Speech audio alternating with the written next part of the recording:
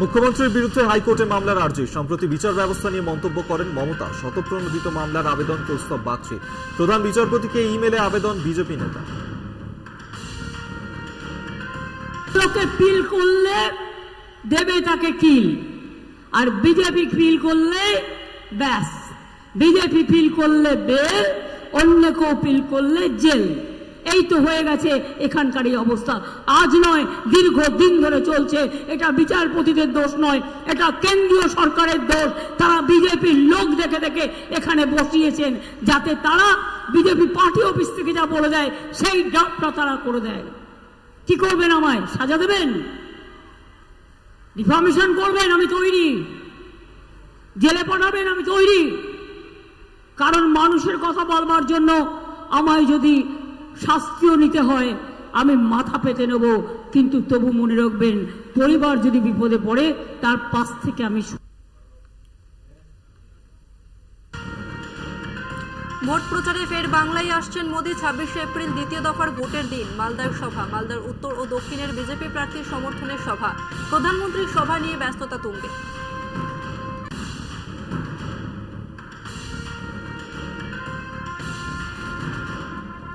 আলিমুদ্দিন স্ট্রিটের পর এবার ভোট চাইতে রাজ্যের মন্ত্রী শশী পাঁজার বাড়িতে বিজেপি প্রার্থী তাপস রায়। প্রয়াত রাজনীতিবিদ এবং প্রয়াত তৃণমূল নেতা অজিত পাঁজাকে শ্রদ্ধা জানাতে যান তিনি। অজিত পাঁজা তার রাজনৈতিক শিক্ষাগুরু শশী পাঁজার কাছে ভোট চাইতেও এসেছেন বলে জানালেন বিজেপি প্রার্থী তাপস রায়। তিনি আরো বলেন, আমার কাজ এখন 15 লক্ষের উপরে যে মানুষ, দুজন ছাড়া বাকি সবার কাছে ভোট ভিক্ষা করা, সবার কাছে যাওয়া। আমি ভোট ভিক্ষা করছি, করব। যদিও মন্ত্রী শশী পাঁজা জানিয়েছেন, শ্রদ্ধা জানাতে এসেছিলেন, আমার সঙ্গে কোনো কথা হয়নি। আমার কাছে মন্দির সমান। এই বাড়িতে 79 সাল থেকে আমার নাগারে যাতায়াত ছিল। জয়া বৌদির স্নেহ আদর এবং এবারে সকলেরই, তাই তাকে প্রণাম করতে এসেছিলাম। স্বর্গত অজিত পাঁজার আশীর্বাদ দিতে এসেছিলাম। এখানে দেখা হয়ে গেল ডক্টর শশী পাঁজার সঙ্গে। আমার কাজটাই তো এখন 15 লক্ষের ওপর যে মানুষ, দুজন ছাড়া সকলের কাছে ভোট ভিক্ষা করা। আচমকাই দেখি ভারতীয় জনতা পার্টির কলকাতা উত্তরের প্রার্থী শ্রী তাপস রায় এসছেন এবং আপনাদের সঙ্গে কথা বলছিলেন। তিনি তার শ্রদ্ধা জানালেন অজিত পাঁজাকে। এটা তো সত্যি যে অজিত পাঁজা তার রাজনৈতিক গুরু এবং তার শিক্ষা দীক্ষা ইত্যাদি সবটা তার শ্রদ্ধার জায়গায় আলাদা। অবশ্যই আমি যেহেতু এখানে বাসিন্দা, শ্যামপুকুর বিধানসভা কেন্দ্রের বাসিন্দা, কলকাতা উত্তরের মধ্যে পড়ে, ভোটের আবেদন করবেন, এটা প্রকাশ্যে তিনি বলেছেন এবং তিনি করেছেন। তিনি তার আবেদন রেখেছেন, আমিও নমস্কার জানিয়েছি। তাপসদা তো বাবার সঙ্গে রাজনীতি করেছেন, আমি তো তার অনেক পরে আসি এই চিত্রে, এই পিকচারে। তো বাবার সঙ্গে করেছেন এবং বাবাকে সে শ্রদ্ধা জানানোর জন্য তিনি এসেছেন। আজ বর্ধমানে মুখ্যমন্ত্রী মমতা বন্দ্যোপাধ্যায় বর্ধমানে জোড়া সভা করবেন তৃণমূল নেত্রী।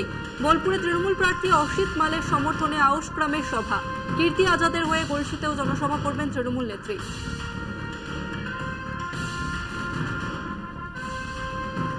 আজ অধীরের খাস তালুকে অভিষেক। জঙ্গিপুরের তৃণমূল প্রার্থী খলিলুর রহমানের সমর্থনে রঘুনাথগঞ্জে জনসভা। পরে মুর্শিদাবাদ আসনের তৃণমূল প্রার্থী আবু তাহের খানের সমর্থনে জলঙ্গিতে রোড শো করবেন তৃণমূল সেনাপতি।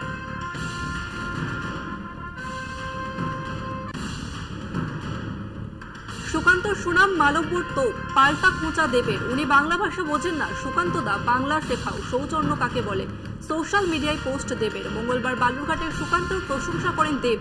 এটা থেকে স্পষ্ট তৃণমূলের হার, পোস্ট করেন অমিত মালব্য। আছে যারা বিজেপিতেও আছে, তাদের মধ্যে একটা অন্যতম নাম হচ্ছে সুকান্ত দা।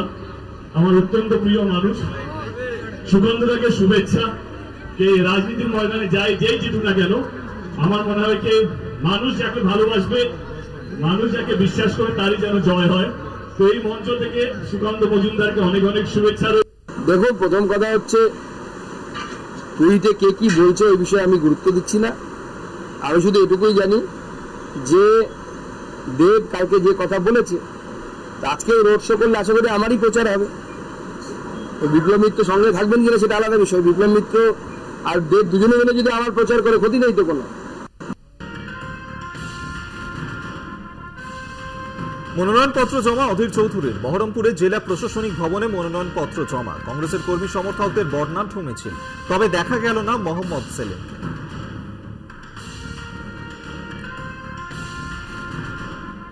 সুপ্রিম কোর্টে ইভিএম শুনানি। 100% ইভিএম ভিভিপ্যাট স্লিপ মেলানোর আর্জিতে মামলা।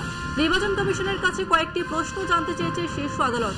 দুপুর 2টোয় ফের শুনানি। এখন প্রতি বিধানসভা কেন্দ্রে 5টি ইভিএম ভিভিপ্যাট স্লিপের সঙ্গে মেলানো হয়। সব ভিভিপ্যাট স্লিপ যাচাই করার দাবি মামলাকারীদের।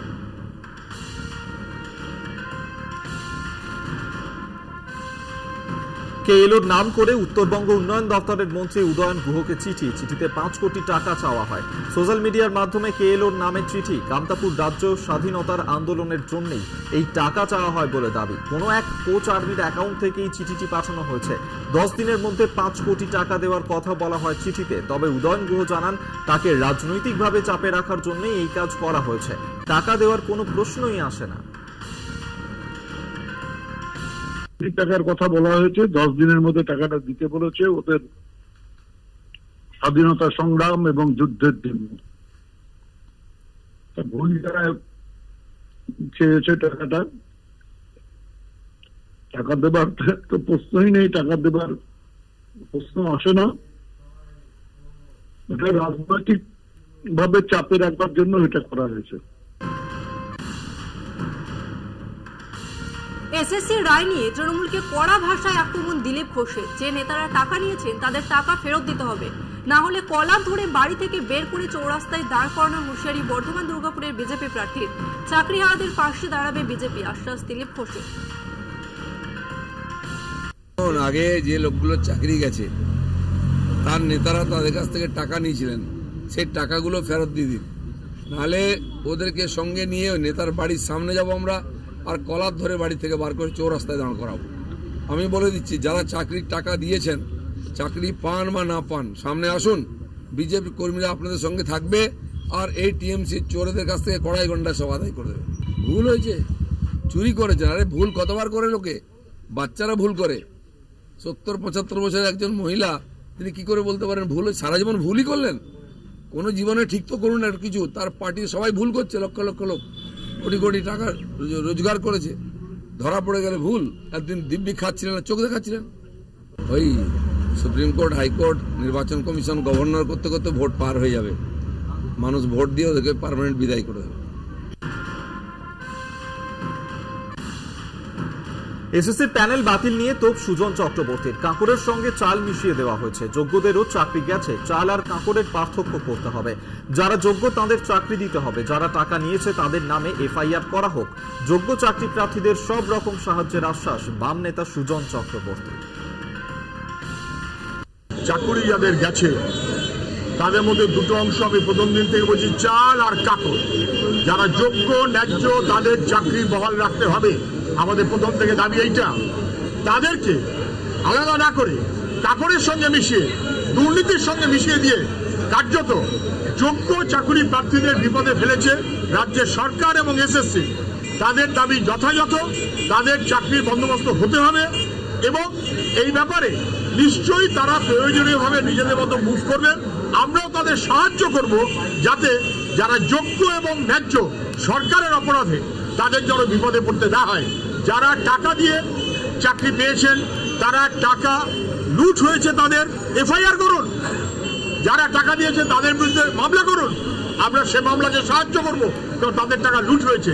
আর যারা যোগ্য এবং ন্যায্য তাদের চাকরি দিতে হবে, এটা আমাদেরও দাবি। ভোটের আগে আবারও তৃণমূলের শক্তি বৃদ্ধি, চাপে বিরোধী দলগুলি। মুর্শিদাবাদের ডোমকলে প্রায় 70 জন বিভিন্ন দল ছেড়ে তৃণমূলে যোগদান করেন। মঙ্গলবার তৃণমূল ছেড়ে বাম কংগ্রেস জোটে যোগদান করেছিলেন প্রায় 50 জন তৃণমূল কর্মী সমর্থক।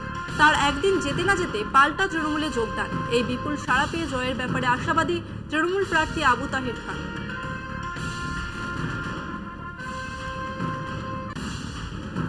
দ্বিতীয় দফার ভোটের আগে জোর কদমে প্রচারে নেমেছে সব রাজনৈতিক দলের নেতারা। বুধবার সাত সকালে কোলাঘাট ফুলবাজারে জনসংযোগে বেরোন প্রাক্তন বিচারপতি তথা তমলুকের বিজেপি প্রার্থী অভিজিৎ গঙ্গোপাধ্যায়। দেউলিয়া ফুল ও সবজি বাজারেও জনসংযোগ সারেন তিনি। ফুলবাজারে তো ঘুরলাম, মানুষজনের সঙ্গে আলাপ পরিচয় হলো, খানিকটা প্রচারও হলো। আর এখন একটা তাদের দাবিপত্র পেলাম যে ফুল বাজারের উন্নতি করার জন্যে, ফুলের ব্যবসার উন্নতি করার জন্য আর কি করা যায় সেগুলো খুবই গুরুত্বপূর্ণ। এতদিন কেন হয়নি সেটা ভেবেই আমি আশ্চর্য হচ্ছি। এটা আমার চেষ্টা থাকবে যে এটা যত তাড়াতাড়ি সম্ভব করার। বিষ্ণুপুর লোকসভার সিপিআইএম প্রার্থী শীতল কৈবর্তর প্রচারে নেই কংগ্রেস। লোকসভা নির্বাচনের আগেই মান অভিমান দুই দলের। আমাদের আহ্বান না করলে গলায় গামছা দিয়ে চলে যাব না, সিপিআইএমকে কটাক্ষ কংগ্রেসের।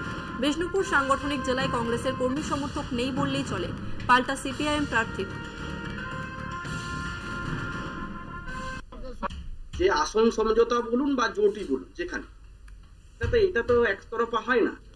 আমরা সবসময় বিজেপির বিরুদ্ধে লড়াই করার জন্য তৈরি হয়ে আছি, সিপিএম এর সাথে নিয়ে।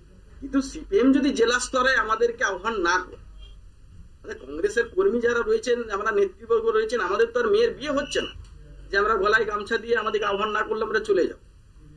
ঠিক আছে, তাহলে আমাদেরকে আহ্বান করুক, আমরা অবশ্যই সিপিএম প্রার্থীর জন্য। সুন্দরবনের যাতায়াতের মাধ্যমকে প্রচারে হাতিয়ার করলেন বসিরহাটের বিজেপি প্রার্থী রেখা পাত্র। হাল ধরলেন ভটভটি। কর্মী সমর্থকদের নিয়ে প্রচারে বেরিয়ে বললেন, জয়ী হলে লেবুখালী ও দুলদুলির ওপর কালিন্দী নদীর ওপর ব্রিজ তৈরির কথা কেন্দ্রকে জানাবো। তার বক্তব্য, প্রান্তিক মানুষেরা আন্দোলনের পাশাপাশি নৌকার হাল ধরতেও জানেন।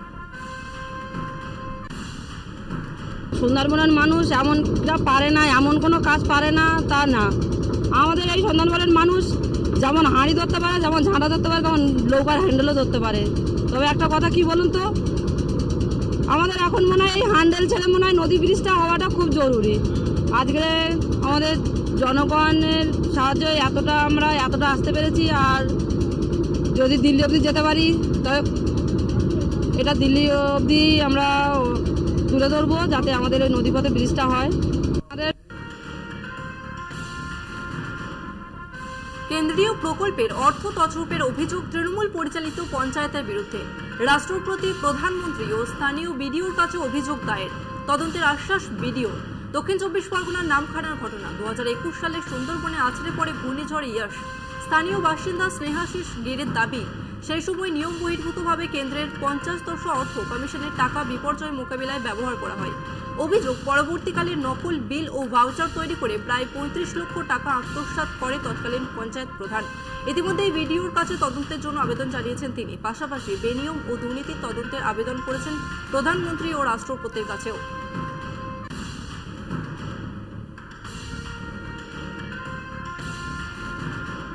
কেজরিওয়ালের গ্রেফতারির প্রতিবাদে পথে আম আদমি পার্টি। রাজধানীতে হাতে প্ল্যাকার্ড নিয়ে বিক্ষোভে আপ সমর্থকরা।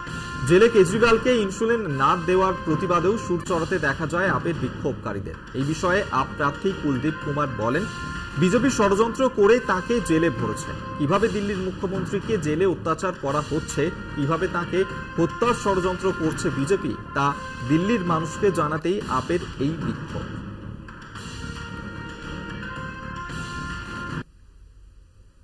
दिल्ली की जनता को सुविधाएं देने वाले मुख्यमंत्री, दिल्ली की बहनों को बस में फ्री यात्रा देने वाले मुख्यमंत्री, दिल्ली के लोगों को 24 घंटे बिजली देने वाले मुख्यमंत्री, दिल्ली के लोगों को 2 घंटे बिजली फ्री देने वाले मुख्यमंत्री, दिल्ली के सरकारी स्कूलों को शानदार करने वाले मुख्यमंत्री, दिल्ली के हॉस्टलों को शानदार करने वाले मुख्यमंत्री को आज भारतीय जनता पार्टी षड्यंत्र जेल में डाला है। उसका जवाब दिल्ली की जनता आज जेल का जवाब वोट देने के तैयार है। और दिल्ली के लोग सड़क पर निकल के आज ये कैंपेन कर रहे हैं, दिल्ली के लोगों को जागरूक कर रहे हैं कि जैसे आपके मुख्यमंत्री अरविंद केजरीवाल जी को फंसाने का काम भारतीय जनता पार्टी ने झूठे आरोप लगाकर करने का काम किया है, और कैसे आज जेल के अंदर उन्हें प्रताड़ना दी जा रही है, जेल के अंदर कैसे उनकी हत्या का प्रयास भारतीय जनता पार्टी आज करने का काम कर रही है, उसका खुलासा सामने हो गया। दिल्ली के लोग अब जेल का जवाब वोट से देने। একদিকে প্রখর রোদের তাপ, অন্যদিকে বিভিন্ন নির্বাচনী প্রচারে বেরিয়ে রাজনৈতিক দলের প্রার্থীদের মেজাজ গরম হওয়ার ছবি ধরা পড়ছে। এবার লেগে গেলেন শতাব্দী রায়, তার মেজাজ গরম হয়ে গেল। বীরভূমে সেখানেই প্রচারে গিয়েছিলেন তিনি এবং সেই সময় হঠাৎ করে মেজাজ হারিয়ে ফেললেন শতাব্দী রায়। দলীয় কর্মী সমর্থক তাদেরকে ইডিয়েট বললেন তিনি। কি বলেছেন, কি ঘটনা ঘটেছে সেখানে, কি বলেছেন তিনি, শোনাবো আপনাদের।